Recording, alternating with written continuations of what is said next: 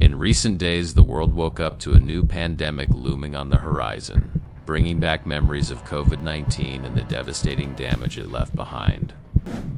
In this video, we have gathered all the documented information about this virus to explain its different types, and why the Andes strain is the real threat we are facing today. We will also answer the most critical question: do pandemics always start with animals and then leap to humans, or could it be the other way around? How can the human body turn into a laboratory that develops the virus, mutating it into a deadlier version, especially given the cruise ship crisis, which could accelerate this transformation? We will place Andes Hantavirus and COVID-19 side by side to compare their similarities and differences. Finally, we will explore two potential scenarios, one pessimistic and one optimistic. To understand the current threat, we must first look at the Hantavirus family. While most strains are carried by rodents and rarely spread between people, the Andes strain is a terrifying exception. It is the only one scientifically proven to jump directly from human to human. This virus doesn't just attack the lungs. It triggers what doctors call vascular leak. It forces the blood vessels to leak fluid directly into the lungs, leading to a condition known as hantavirus pulmonary syndrome, effectively causing the body to drown from the inside.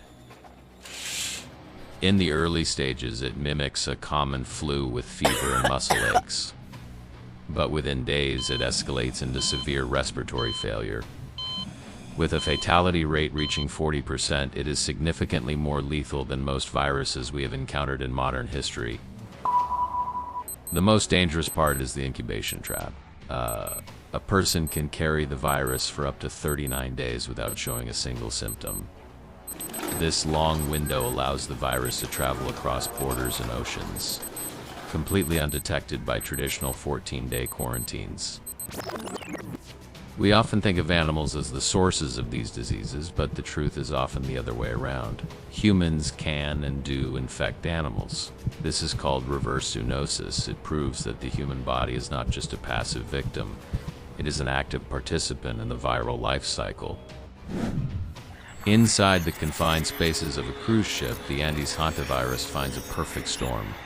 It isn't just spreading from person to person, it is rapidly training. It uses the human body as a living laboratory, running millions of genetic experiments with each new infection. Every time this virus replicates inside a human cell, it makes genetic errors. On the ship, with hundreds of close contacts, these errors are not random, they are selective. The virus is accelerating its evolution, learning exactly how to defeat the human immune system, one mutation at a time. To truly grasp the danger, we must put Andes Hantavirus head-to-head with COVID-19. While COVID-19 spreads like a wildfire through the air, it has a fatality rate of about 1 to 3%. Andes Hantavirus, however, is a silent assassin.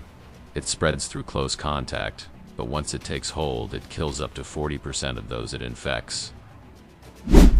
The difference lies in the mechanism. COVID-19 is a master of airborne travel, reaching anyone in the room, but Andes Hantavirus requires a deeper connection spread through breath droplets and close physical contact. This makes it less explosive than COVID, but far more surgical and deadly in its strike. COVID-19 often hides in silent carriers who show no symptoms. With hantavirus, the damage is usually visible and violent once it starts.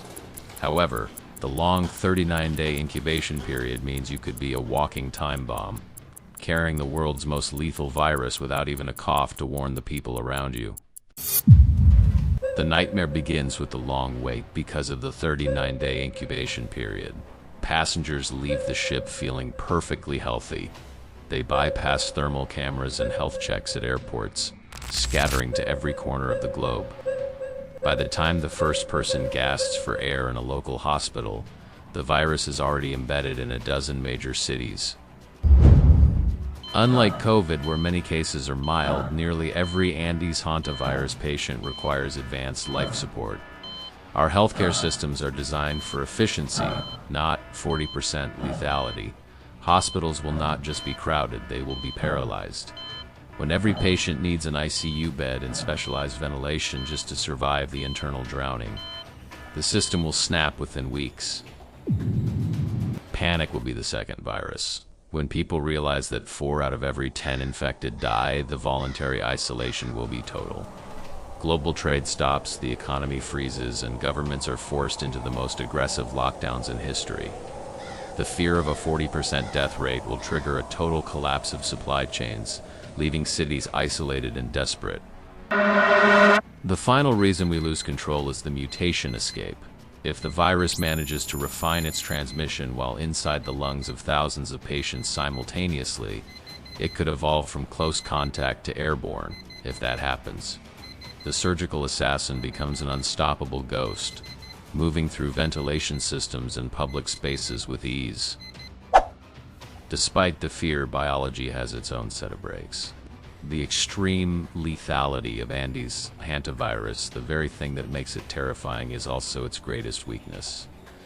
Viruses that kill their hosts too quickly often fail to create a global pandemic because the infected person is incapacitated or dies before they can spread the virus to a large number of people. The world of 2026 is not the world of 2019. We now possess a global early warning system that didn't exist before. The moment a cluster is detected on a ship, international protocols trigger immediate satellite-tracked quarantines. Our ability to sequence the virus's genome in hours and develop targeted mRNA treatments in weeks means we are no longer fighting blindly. Even with mutations, changing a virus's fundamental mode of transport is biologically difficult. Andes Hantavirus is heavy and fragile. It struggles to survive in the open air or on surfaces for long periods.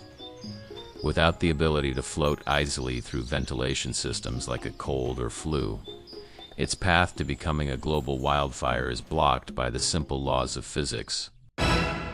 Finally, the global memory of the last pandemic is our strongest shield. The public now understands the importance of early isolation and hygiene. In a race between a slow-moving, heavy virus and a fast-moving, hyper-connected global health response, the human race now has the home field advantage. In conclusion, as reports emerge of infections in several countries, the haunting question remains: has the spread already begun? Have we lost control, or is containment still within our reach? The world is still healing from the economic scars of COVID-19. Are we truly ready for a new trial? Beyond the science, many are noticing a strange pattern. Conspiracy theorists point to a startling coincidence: the emergence of COVID-19 during Donald Trump's first term, and now the rise of Hanta Andes as he begins his second. Is this merely a geographic fluke, or is there a deeper thread being pulled behind the scenes? Form 70% of the first line of defense against any disease. Following medical instructions isn't just advice, it's a lifeline if things spiral out of control. Thank you for watching. Now we want to hear from you. Do you think the timing of these outbreaks is a coincidence or a conspiracy? Let us know in the comments. Leave a like and subscribe to stay informed. Stay safe.